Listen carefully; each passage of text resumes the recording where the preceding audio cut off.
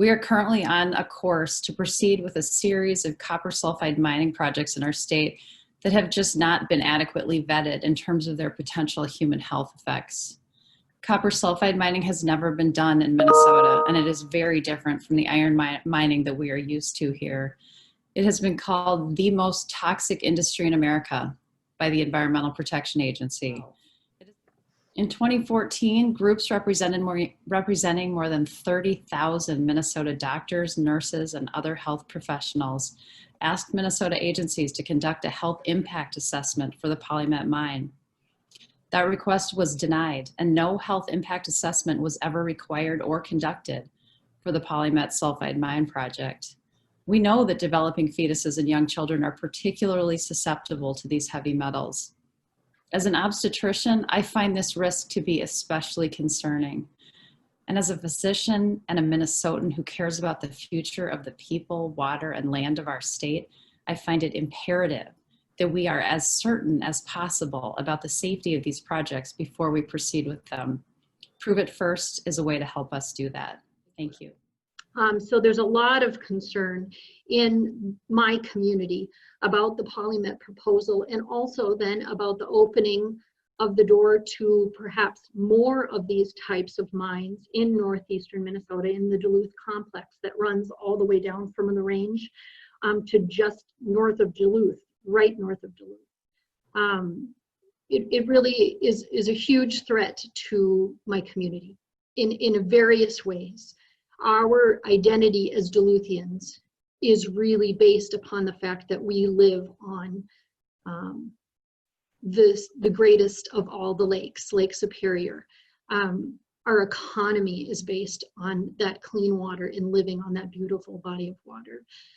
As I said, our identity is wrapped up in who we are as Duluthians and what we value, why we live there in the first place. So we really see this as a threat, and we really do not, we're not willing to serve as a test case for a bunch of wealthy, super wealthy billionaire corporations coming into our area to do these experimental projects in our region that put our economy at risk, that put our public health at risk, and that put our whole region in danger. And we are going to insist that they prove it first. This is also a social justice issue. In their work to protect the treasures of northern Minnesota, the Friends of the Boundary Waters have done an excellent job of educating folks about this idea of environmental justice. As a senator, what this idea means to me is that environmental policymaking needs to be done in such a way where we are taking input from people of all races, socioeconomic backgrounds, gender identities, and so on, so that no group is disproportionately suffering from the downsides of our decision making.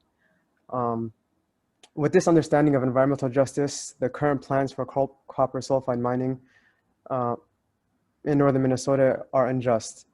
We have concerns for the long-term health and sustainability of our internationally treasured natural resources. And in turn, we are concerned about the health and well-being of the people of northern Minnesota, including our indigenous communities who have stewarded this land since long before French explorers arrived in 1680. As of now, our concerns have not been adequately addressed, and northern Minnesota does not belong to multinational mining conglomerates. It belongs to us, the people of Minnesota, and the people of the world.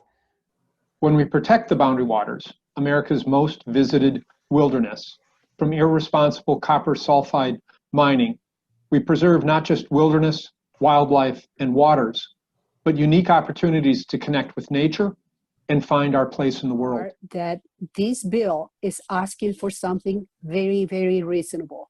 It's asking that we make these companies prove that they would not be causing pollution before they receive a permit.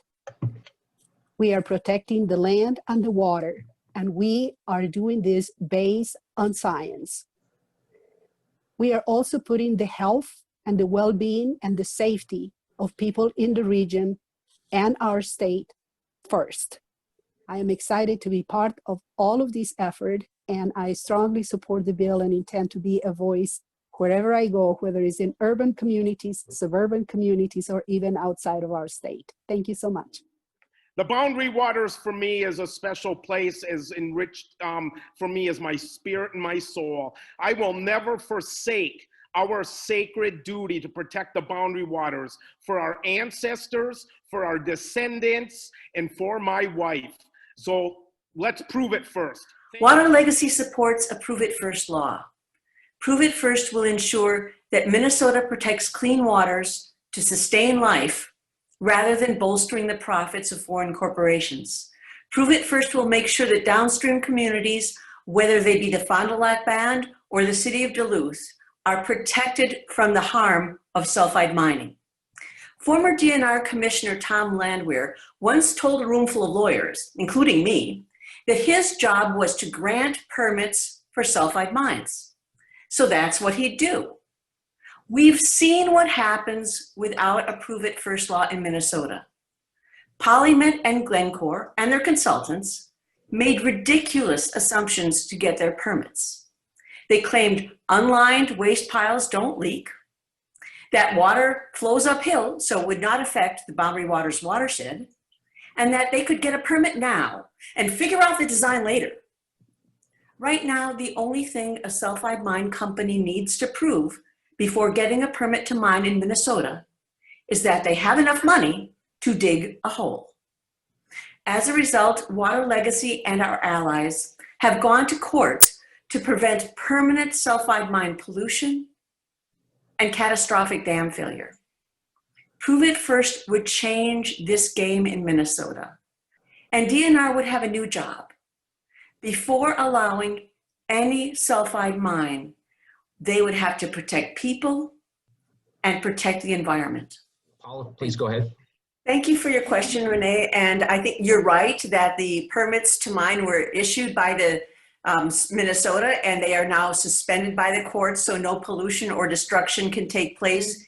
This opening that Polymet could represent, if Polymet actually were to happen and go forward, could be disastrous. We're not talking just about Polymet or about twin metals in the Boundary Waters, Rainier River watershed, but we're talking about potentially other mines throughout the Duluth complex that could open up the entire region to this type of mining under unacceptable circumstances, with the technology just not there, and putting our entire region in the city of Duluth at risk. Could somebody or a few of you respond? I mean, some of the folks supporting Polymet and twin metals have already put out statements basically saying that this is basically a mining moratorium bill with different language on it. The groups opposing or supporting this aren't really interested in seeing a mine Prove It First, that this is really about stopping copper nickel mining in Minnesota. Was hoping that some folks could respond to that. I think Representative Davnie made one of the critical points. The other point, Dan, is if the copper mining industry is saying this is a moratorium, they are effectively admitting that the science and the evidence is not there to prove that this type of sulfide mining is safe in Minnesota. So if they're calling it a moratorium, they're basically waving the white flag of surrender and saying the science is not there to justify what we're doing. I think that the coalition is really growing. On my end, I have been working with a significant group involving people of color and indigenous people who are very engaged in conversations about our environment. And I think this divide that has been presented to us between, activists and labor, or environmentalists versus people who want to create better economies for our state, do not exist really for young people. They are working together to really look at the vitality of the region, the protection of the planet, the inclusion of all communities in this conversation. And that is growing exponentially. We're very proud of our water in Minnesota. That is not a partisan issue. And people are very invested in protecting those sacred places. And I think there's a growing understanding among Minnesotans that copper sulfide mining is a very different animal than the traditional iron ore taconite mining that we're used to in this state. And people do not want us to take that risk. And if we are going to take that risk, we better be darn sure that it is as safe as possible. And unfortunately, that has not been able to be shown yet.